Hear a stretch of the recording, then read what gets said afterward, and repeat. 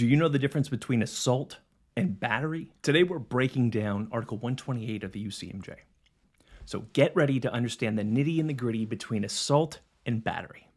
That's an assault pack, by the way.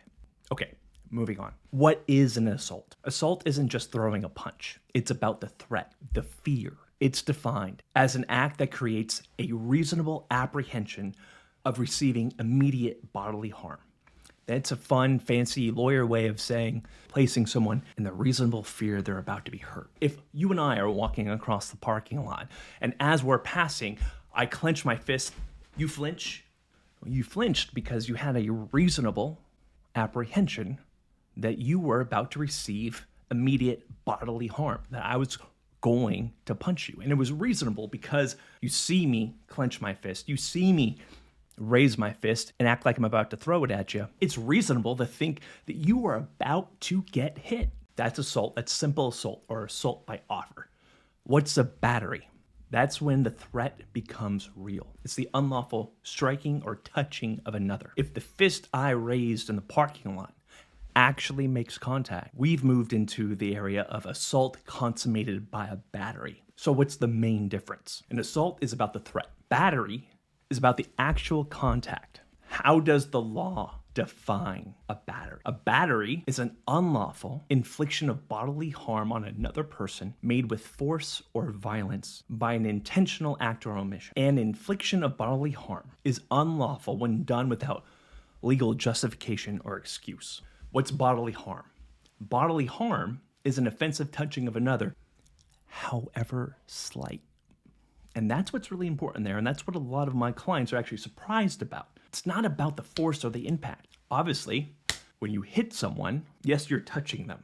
Yes, it's offensive. But what if I simply just walk up to someone and I put my hand on their shoulder, and I had no reason to believe that they were consenting to me touching them? Maybe given the circumstances, that touching was offensive to that person, reasonably. That in itself is enough to meet Article 128, assault consummated by a battery. So when you're in a fight and you're actually landing some blows, you are committing battery. Well, Cody, can I be charged with multiple Article 128s if I hit the guy 5, 6, 7 times in one fight? Good question.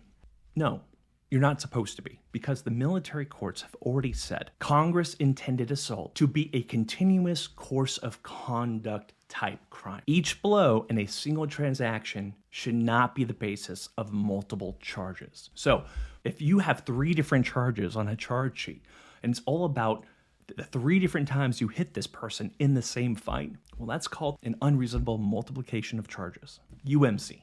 So if a service member is in a fight and they land 8, 9, 10 blows as part of one continuous course of conduct, one fight, that's technically one assault consummated by a battery. Both of these offenses, simple assault and assault consummated by a battery, can lead to serious charges, affecting everything from your rank to your freedom. So the next time you're in a heated moment, remember, in the military, your actions and your gestures carry weight under the UCMJ. If this has been helpful, like, share, comment, or follow for more information on military law. And in the meantime, I'll be defending those who defend America.